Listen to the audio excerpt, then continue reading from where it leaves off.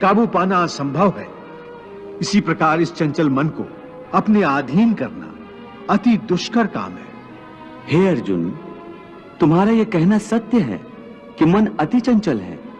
उसे अपने वश में करना बहुत मुश्किल है। मुश्किल है जनार्दन, असंभव है। नहीं अर्जुन, मुश्किल अवश्य है, परंतु असंभव नहीं है।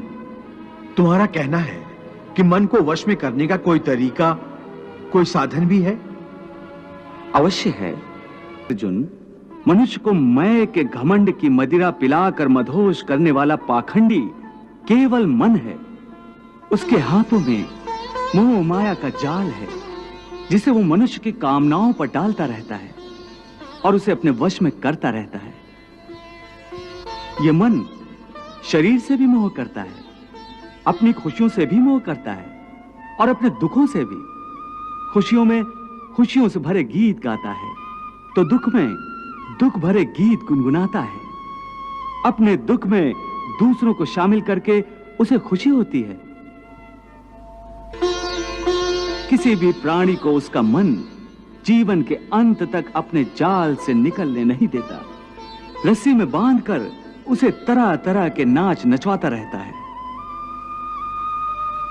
वो जीव को इतनी फुर्सत भी नहीं देता कि वो अपने अंतर में झांक कर अपनी आत्मा को पहचाने और आत्मा के अंदर जिस परमात्मा का प्रकाश है, उस परमात्मा का साक्षात्कार करे।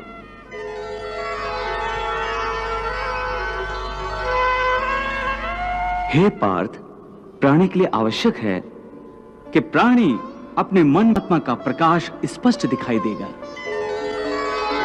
उसी को परमात्मा का साक्षात्कार कहते हैं। तुम तो कहते हो कि अपने अंतर में झांक कर आत्मा को और उस आत्मा में प्रकाशित परमात्मा को पहचानो, अर्थात आत्मा से अलग कोई और है जो आत्मा को पहचानेगा। ये किसको कह रहे हो कि आत्मा को पहचानो? कौन पहचानेगा अंतर की आत्मा को? तुम्हारा मन। मन? हाँ, तुम्हारा मन। परंतु तुम तो कहते हो कि मन माया के भ्रमजाल में फंसाकर प्राणी को बहुत नाच नचाता है, फिर वह आत्मा और परमात्मा की ओर क्यों ले जाएगा? तुमने ठीक प्रश्न किया अर्जुन। उसका उत्तर यह है कि जब तक तुम अपने आप को मन और विषयों के अधीन रहने दोगे, तब तक वो तुम्हें नाच नचाता रहेगा। हे पार्थ, मनुष्य का शरीर एक रथ की भांति है।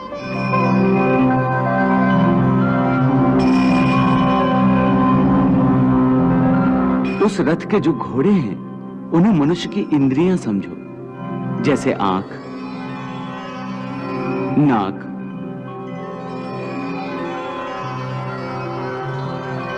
कान, मुख, जीवा आदि। उन इंद्रियों को, घोड़ों को जो सारथी चलाता है, वो सारथी ही मन है। और उस रथ में बैठा हुआ जो उस रथ का स्वामी है, वही आत्मा है। मनुष्य की इंद्रियां अपने विषयों की ओर आकर्षित होती रहती हैं।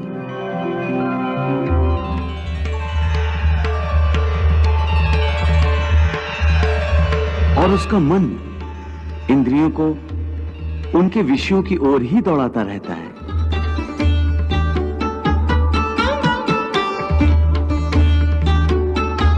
यह तभी तक हो सकता है जब तक जीवात्मा अपने मन को अपने काबू में ना लाए।